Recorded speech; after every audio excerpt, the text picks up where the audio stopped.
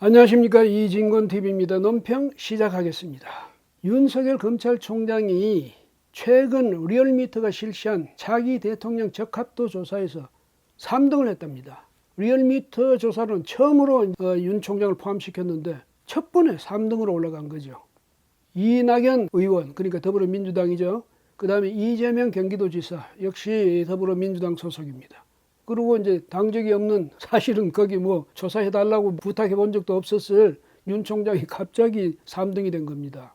야권으로서는 상당히 관심을 가질만 하지 않느냐, 이런 생각이 드네요. 왜냐하면 야권의 대선 주자급 인사들이 총선에서 거의 대부분이 떨어졌거든요. 추풍 낙엽처럼. 이 미래통합당 쪽 혹은 야권에서 이제 홍준표 전 대선 후보였죠. 이 양반만 생환한 셈인데 당에 복당을 못하고 있지 않습니까? 김종인 비대위원장이 미래통합당을 이끌고 있는 한 아마 복당이 어려울걸요. 그 다음에 국민의당 안철수 대표 이번에 출마를 안 했습니다. 그러면서 이제 선거를 이끌었는데 국민의당이 참패를 했죠. 그래서 명색이 사실은 없어졌고, 그 다음에 이제 유승민, 이 사람도 전에 대선 후보였습니다만은, 그러나 요즘 존재감이 없어졌죠. 김종인 그 비대위원장이 전에 말하기로 경제를 아는 40대, 이런 이제 언급을 한 바가 있습니다. 좋지요. 그런 사람만 찾을 수 있다면, 그래서 키울 수만 있다면. 그런데 그런 사람을 찾아서 지명도를 높이고 국민적인 신뢰, 기대를 한 몸에 받게 하는 그 시간이 너무 오래 걸리거든요. 그런데 대선은 지금 사실상 바로 코앞에 닥쳐오거나 마찬가지니까 역시 어려운 일 아닌가, 이런 생각이 듭니다. 그런 상황에서 이 윤 총장이 이렇게 도약을 하니까 야권으로서는 관심을 가질만 하지 않겠습니까? 대안으로서는 아주 훌륭한 대안이죠.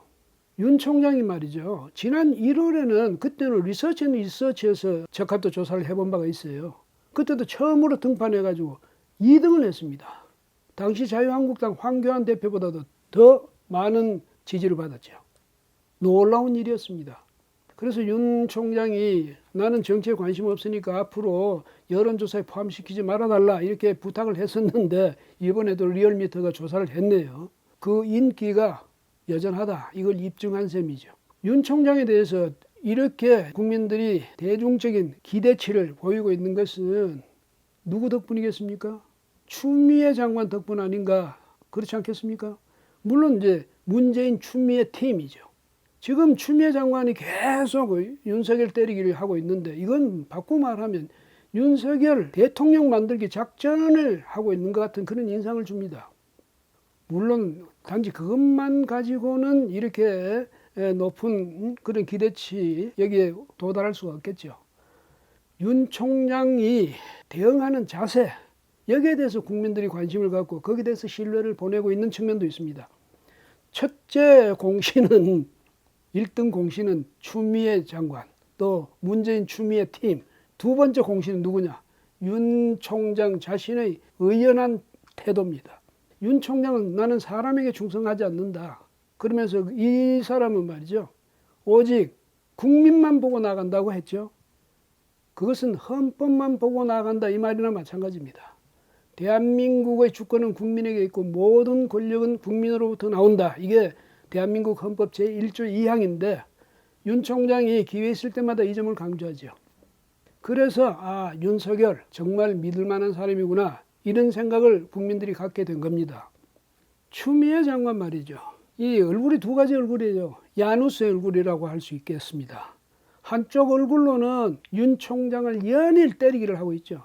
그러면서 다른 쪽 얼굴로는 약자 신용, 코스프레라고 그러죠. 약자 코스프레 하고 있습니다. 뭐냐?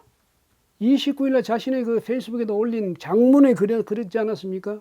이게 법무부 외청 검찰청이 아니고 검찰부 외청 법무청이다. 그러니까 윤 총장이 자기 위에 올라앉으려 한다, 이 말이죠. 그러면서 또 윤 총장이 뭘 시켜도 자기 말을 듣지를 않는다는 것 아닙니까? 그러니까 법무장관을 총장이 우습게 한다, 그런 식으로 호소를 하는 겁니다, 국민에게. 그리고 또 다른 한편으로는 어떻게 합니까? 29일날 국회 법사위에 나가가지고요, 조국 일가에 대한 수사가 과잉 수사, 지나친 점이 있다, 이렇게 또 주장을 했습니다. 법무부 장관이 검찰을 국회에서 때린 겁니다. 이제는 한 명씩 구하기 정도로 만족하지 못한다. 조국 일가, 조국뿐 아니라 그 일가 다 구해야 되겠다. 이런 아마 사명감을 가진 모양이죠. 그리고 또 이제 윤석열 총장의 최측근이라고 하는 한동훈 부산고검 차장검사죠. 이 사람하고 채널A 기자가 무슨 검은 유착했다. 이래가지고 직접 감찰 지시를 해가지고 지금 감찰에 들어간 거 아닙니까?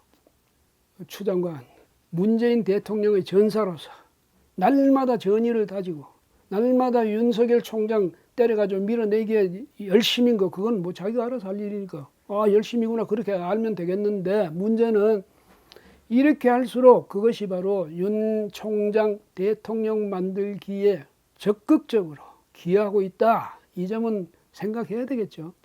전에 한번 인용한 기억이 있는데요. 헤라클레스 이야기 또 한번 할게요. 헤라클레스는 제우스 아들이죠. 근데 제우스의 정실, 헤라하고 사이에서 난 아들이 아니고 다른 여자에게서 난 아들입니다. 그래서 헤라가 늘 미워하죠. 그러니까 헤라한테 맨날 미움을 받으니까 이 헤라클레스 마음에 굉장히 화가 차 있을 것 아닙니까? 근데 어느 날 이제 좁은 산길을 가는데 능금 비슷한 게 앞에 굴러다니거든. 그래서 안 그래도 화가 나니까 발걸음을 말이지 방해하고 이래가지고 발로 차버렸어요. 근데 이게 2배가 돼버려요. 그러니까 더 화가 났겠죠. 그래서 발바가 짓뭉개 버렸거든요. 그때 또 2배가 되는 겁니다. 아니 천하의 헤라클레스가 밟았는데 도로에 커지다니. 화가 나가지고 그 다음 자기가 들고 다니는데 몽둥이가지고 내쳤거든요. 그 또 2배로 늘어나는 거예요. 때리고 치고 뭐 차고 이래봐요. 그럴수록 계속 2배로 늘어나가지고 나중에 자기도 감당할 수 없을 정도의 크기가 돼버렸습니다. 그래서 헤라클레스가 난감해하고 있는데 아테네 여신이 나타났어요. 지혜의 여신이죠. 미의 여신이기도 하고. 아테네 여신이 헤라클레스 그거 뭐냐, 그 괴물은 사실 그 물건 그거는 당신의 마음속에 있는 화라는 물건이야. 가만 놔두면 얌전하게 당신 마음속에 얌전하게 앉아 있어. 그런데 이걸 차고 건드리고 때리고 하면 그렇게 커지는 거야. 이렇게 이야기하더랍니다. 문재인 대통령, 추미애 장관 자꾸 윤 총장 차고 밀어내고 건드리고 뭐 그렇게 하세요. 그럴수록 어떻게 됩니까? 자꾸 커지죠. 나중에는 머지않아서 자꾸 지금 이런 식으로 계속하면 머지않아서 확고한 차기 대선 주자가 될 겁니다. 그러면 야당에서는 얼마나 좋겠습니까? 오늘은 여기까지 하겠습니다. 고맙습니다.